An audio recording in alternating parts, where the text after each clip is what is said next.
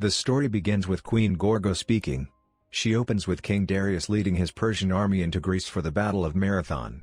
Themistocles, an Athenian general, led his own army against them on the coasts. The Greeks killed the Persians one by one, allowing Themistocles to target Darius while watching from his ship.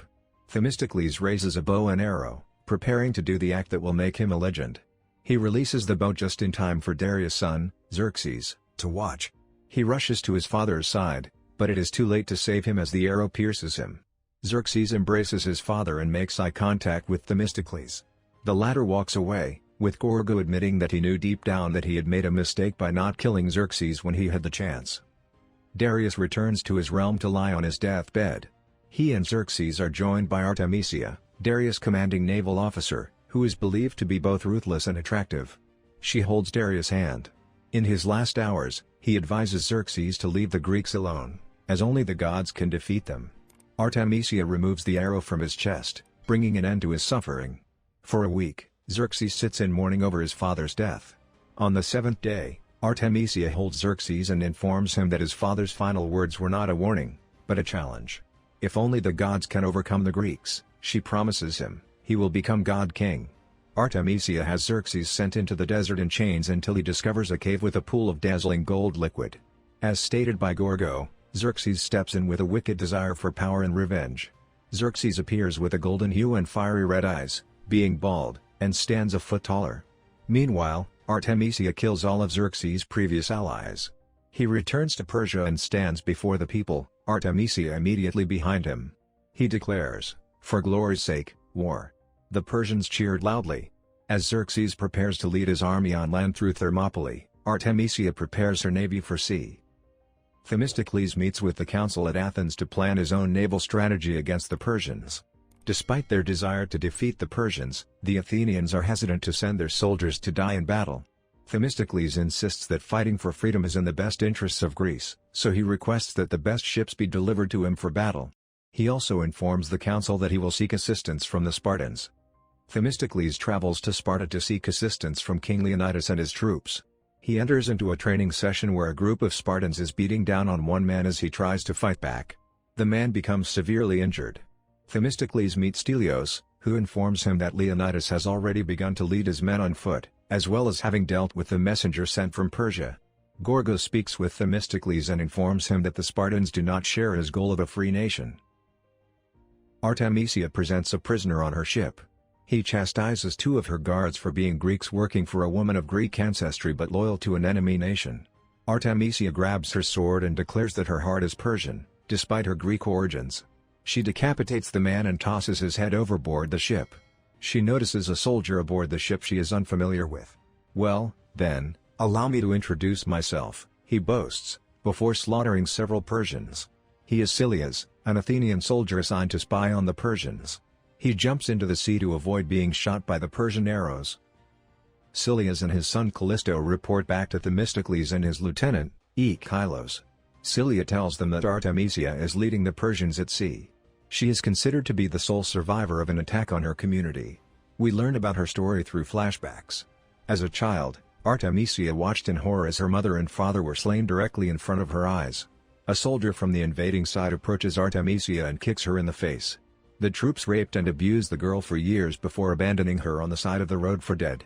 She is discovered by the Persian emissary, the same one Leonidas kicked into the pit, and is looked after by him.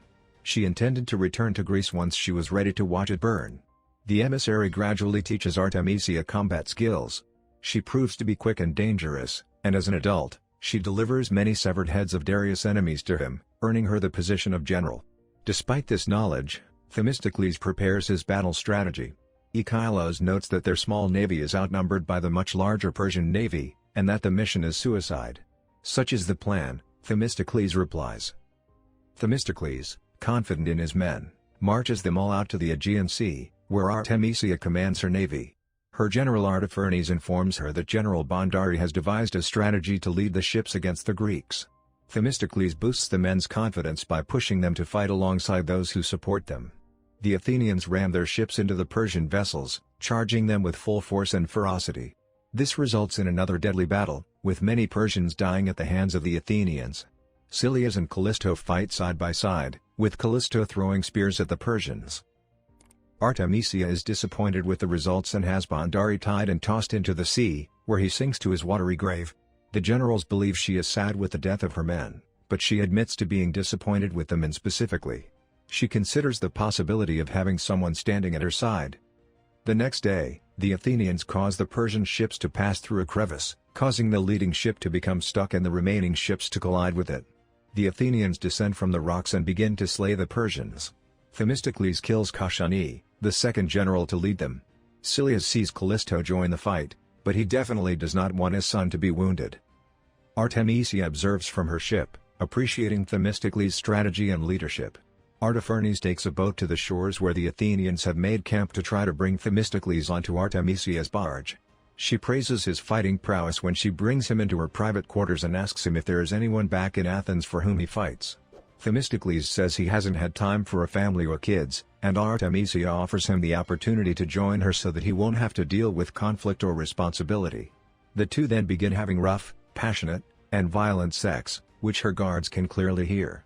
Themistocles simply says no when Artemisia repeats her offer, and Artemisia hurls him off of her in a furious manner while snarling at him that he is only a man and not a god. Returning to the camp, Themistocles informs his soldiers that Artemisia is ready to send them to hell. On the next day of battle, the Persian ships dump tar into the ocean, and many guards swim out to the Athenians with explosives strapped to their back. The Athenians repel the guards until Artemisia discharges her arrows. The Persians use blazing arrows to ignite the tar. As Callisto watches, Artemisia shoots more arrows, 3 of which hit Scylla. On one of the Persian ships, a huge Persian hurls torches to keep the fires going. He is struck by an arrow, and he drops the torch on himself, setting himself on fire. He falls off the ship into the tar, causing a wave of fire to hit an Athenian ship and then return to the Persian ship, causing it to explode. Artemisia fires another flaming arrow at a Persian with an explosive on his back, just as he climbs aboard Themistocles' ship. He commands everyone to abandon ship and lunges at the Persian. Before he can attack him, the explosive detonates and destroys the ship, taking Themistocles along with it. Artemisia proudly watches her enemy sink. Themistocles sinks into the ocean among his slain friends. He sees 2 serpent-like creatures swim towards them and consume them, before one lunges at him. Callisto snaps Themistocles out of his dream. He realizes that this event may have been intended to reduce his ego or to remind him of his error in not executing Xerxes. Themistocles approaches Silius' side as he dying. He encourages his friend to finish the struggle and tells him something else before dying. Themistocles mourns for his friend. Callisto asks Themistocles what his father's final words were, but Themistocles replies he will tell him later. On land, Xerxes and his army have killed Leonidas and his 300 followers. The birds nibble at the eyes of the dead Spartans, while the Persians march on triumphantly. Themistocles receives the news through a messenger. He travels to Sparta to face Ephialtes, the deformed hunchback who betrayed the Spartans and sold them to Xerxes. He does not cower as Themistocles lowers his sword to him, appearing sorry for his crimes, stating that there is little beauty in him and even less in what he has done. Ephialtes says that Xerxes is leading his army to destroy Athens. Themistocles leaves him alive so that he can inform the Persians that the Greeks will fight to the death. Themistocles goes to talk to Queen Gorgo. Delios, now half-blind, tells him not to expect a friendly reception. Gorgo is still mourning the loss of her husband. Although Themistocles begs her to help in the ongoing war, she refuses to send any more husbands, fathers, or sons to be sacrificed. He hands her Leonidas' sword, telling her it belongs to her. Gorgo bursts into tears upon seeing it. The Persian army takes Athens. Xerxes proudly hangs Leonidas' head over the city, while his forces devastate the populace and burn everything down. He continues to brag about his win, claiming that Themistocles was nothing but a coward. Ephialtes returns to Xerxes and Artemisia to inform them that the Greeks are still fighting in the sea, led by Themistocles. When Artemisia hears his name and realizes he is not dead, she decides to put an end to the Athenians for good. She leaves to prepare for her command. Themistocles recognizes that his troops may be tired of fighting, knowing that they, too, will not tolerate any more bloodshed. He encourages people to act for themselves, to leave now if they want to keep their freedom, but also to stay and fight. Let it be shown that we chose to die on our feet, rather than to live on our knees. The Athenians cheer. In their final battle, a small group of Athenians face the massive Persian navy at sea. Themistocles informs Callisto his father's final words. which are that he has earned a place at the table, and is prepared to battle. Once again, Themistocles and Artemisia are preparing to lead their troops into combat. Their ships meet, and the Athenians charge toward the Persians, fighting fiercely and brutally. Artemisia, unwilling to watch idly by, wields her 2 swords and battles the Greeks, killing as many as she can on her own. Themistocles rides his horse through the battle, eventually reaching Artemisia's ship. He reminds her of her earlier offer and states that he still declines.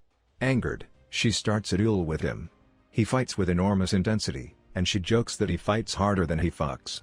They continue to fight until they have both swords at each other's throats. Themistocles continues to reject the idea of joining Artemisia, telling her that it is time to surrender. We see Gorgo leading her Spartan troops, having told them the story from the start, culminating in her own inspiring speech as they approach the Persian fleet.